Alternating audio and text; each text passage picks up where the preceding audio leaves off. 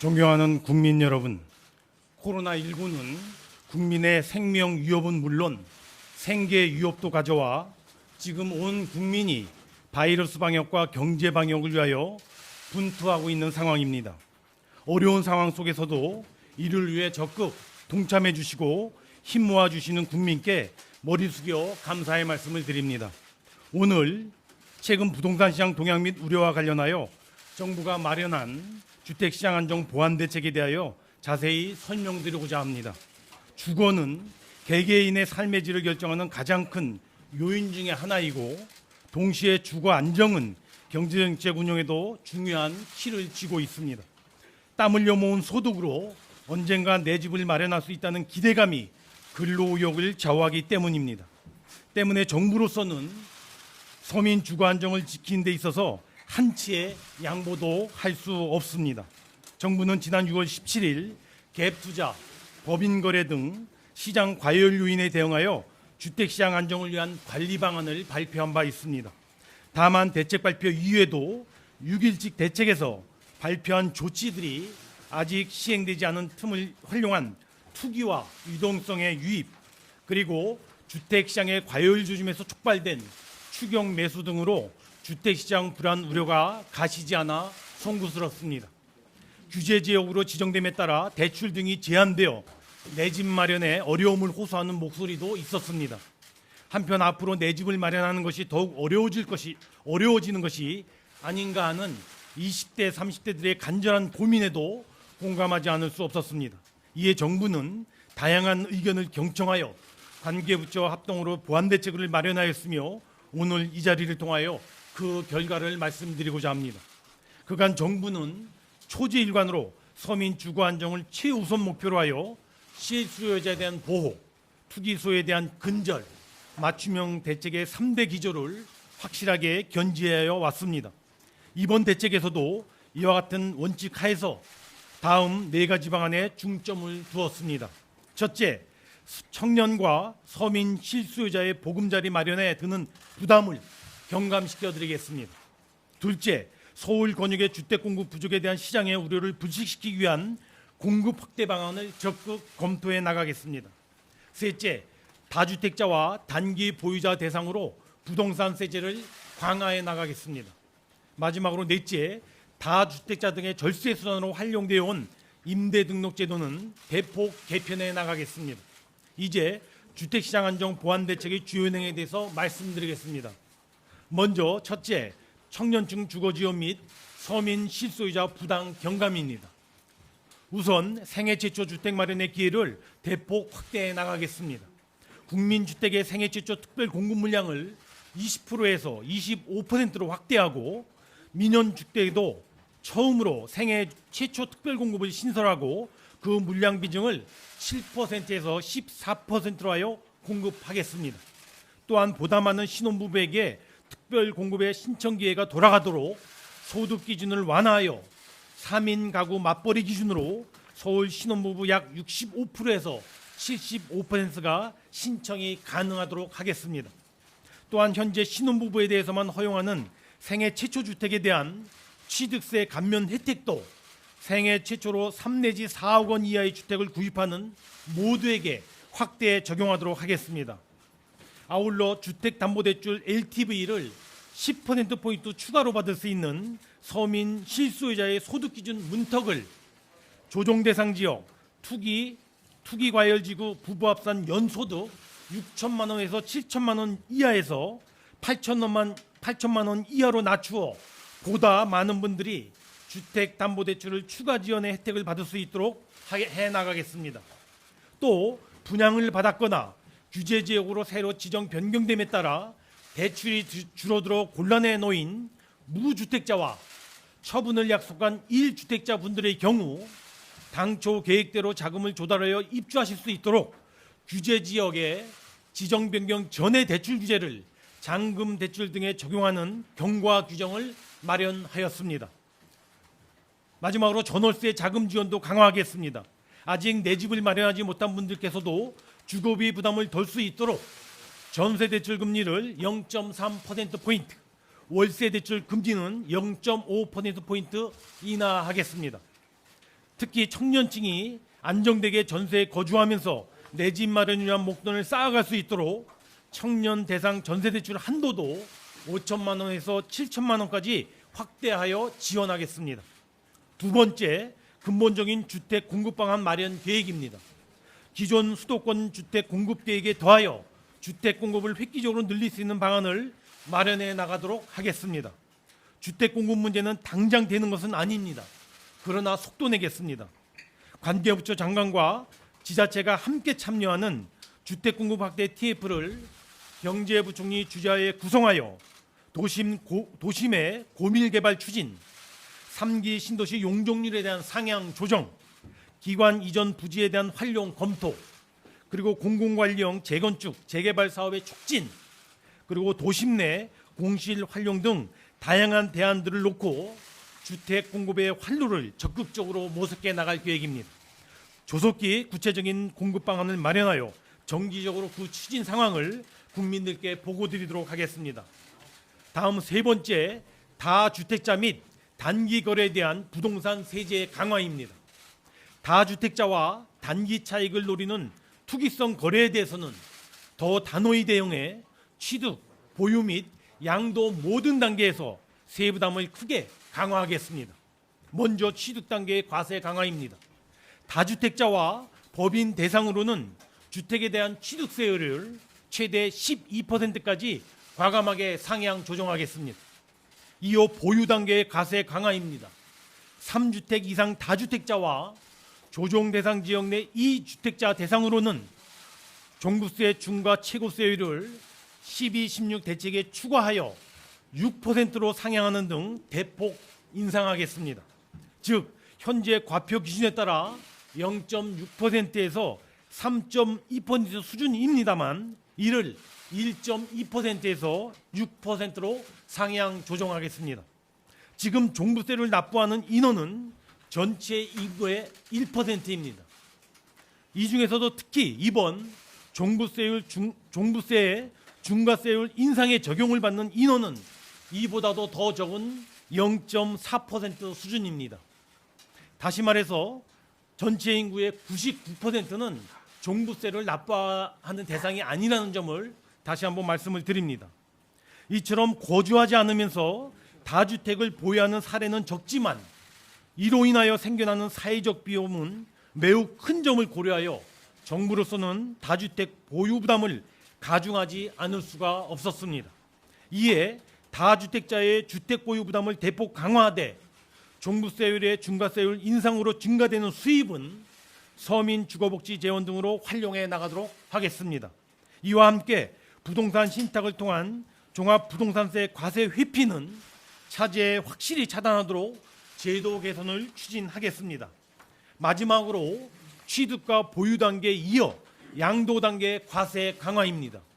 양도소득 기본세율에 추가되는 중과세율을 규제지역 2주택자는 10%포인트에서 20%포인트로 3주택자는 20%포인트에서 30%포인트까지 올리겠습니다.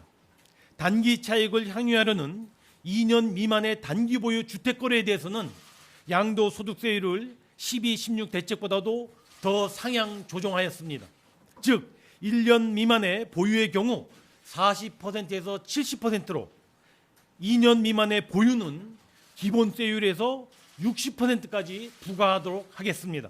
이 경우 지방소득세 10% 가산까지 감안한다면 단기 차익을 기대하기 어렵게 될 것으로 생각이 됩니다. 이처럼 취득, 보유, 양도 단계를 모두 종합해보면 취득세와 보유세와 양도세 부과가 모두 대폭 강화되어 주택에 대한 단기 보유자, 다주택자의 경우 부동산 투기의 이익이 사실상 발생하지 않도록 하겠다는 것이 정부의 생각입니다. 마지막으로 임대사업자 제도 대폭 개편입니다. 당초 임대사업자 제도는 민간 전월세 시장에 거주하는 임차인의 주거비 부담 완화를 위한 목적으로 임대주택을 안정적으로 공급하기 위하여 도입한 바 있습니다.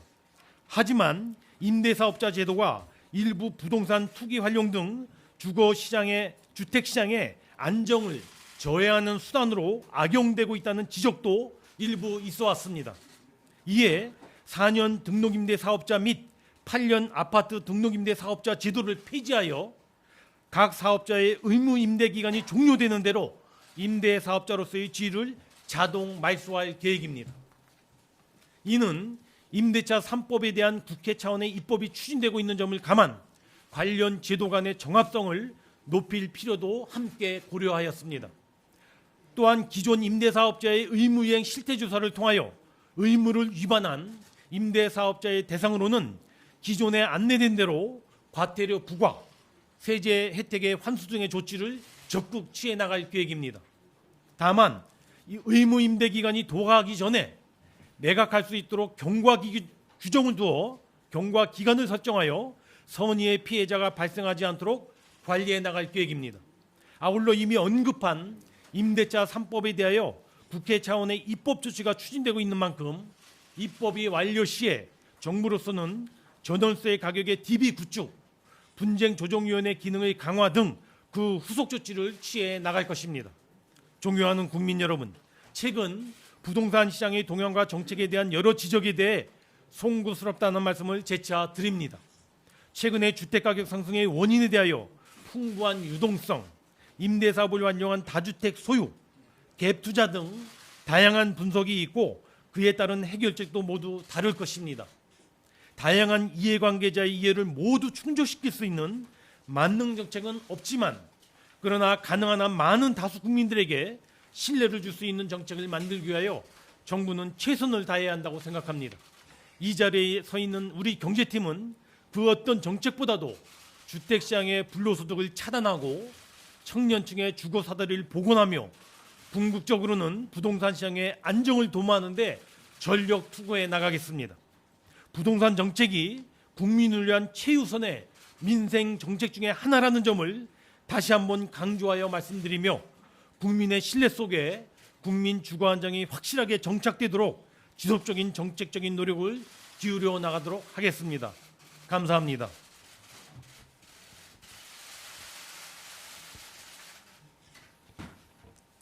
지금부터 기자단 질의응답 시간을 갖도록 하겠습니다.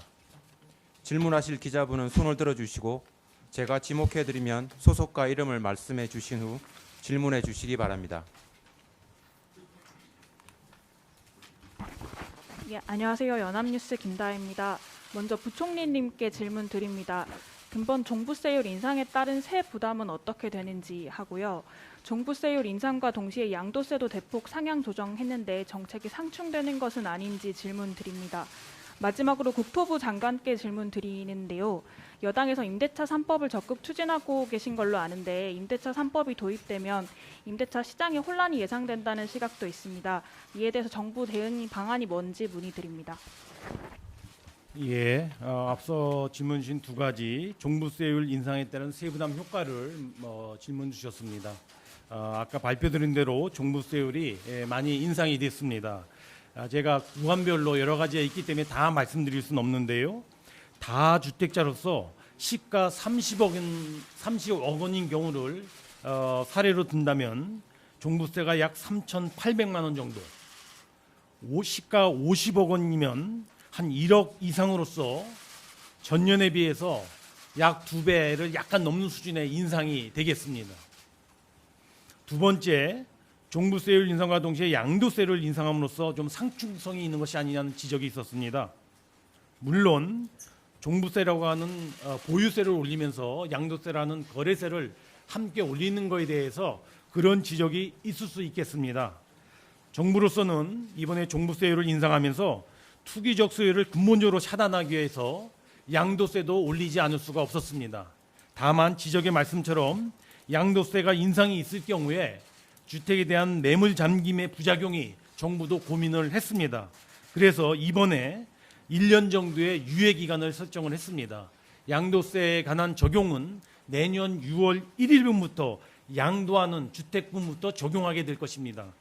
다시 말해서 내년 6월 1일까지는 이와 같은 양도세 부담을 감안하여 주택을 매각하라고 하는 그러한 사인으로 받아들여졌으면 좋겠습니다.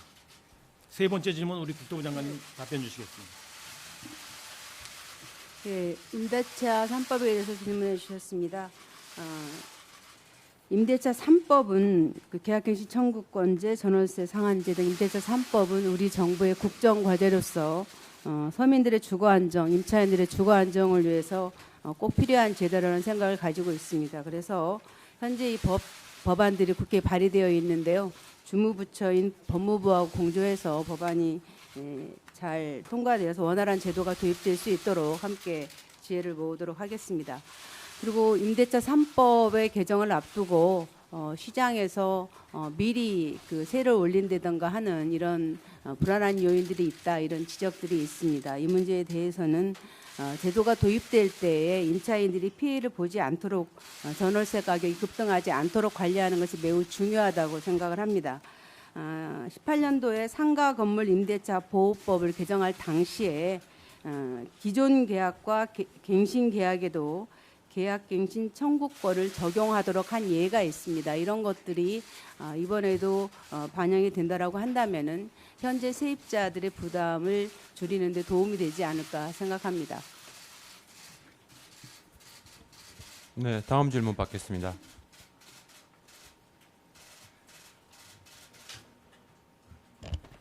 네, 저 오마이뉴스의 신상호 기자입니다. 먼저 첫 번째, 두 번째 질문은 김현미 국토부 장관께 드릴 건데요.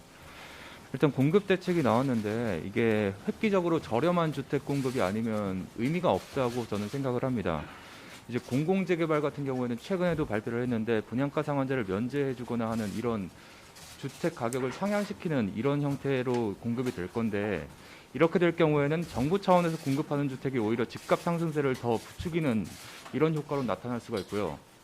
그래서 향후 공급되는 아파트 가격 부분에 대해서 어떤 방침을 취하실 건지 설명 부탁드리고, 2017년도, 2018년도에 등록한 임대사업자들에 대한 혜택은 그대로 유지가 되고 있는데, 이거를 좀 더 소급 적용해서 혜택을 완전히 걷어들일 수 있는 결단을 할 생각은 없으신지 궁금하고, 그리고 또 어떤 분이 답변할지 모르겠지만 지금 현재 저금리, 금리에 대해서 이제 좀 담당자분은 아니시지만 재검토할 시점이 아닌가 싶은데 여기에 대해서는 어떻게 생각하시나요? 네.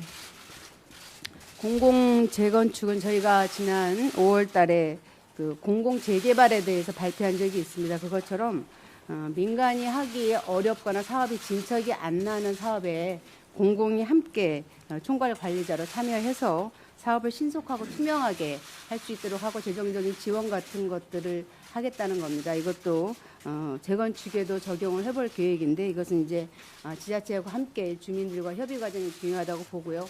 여기에 있어서의 가격의 문제에 있어서도 높은 가격들이 유지된다고 한다면은 아무래도 그 입주민들 가격이 너무 낮다고 한다면은 입주민들이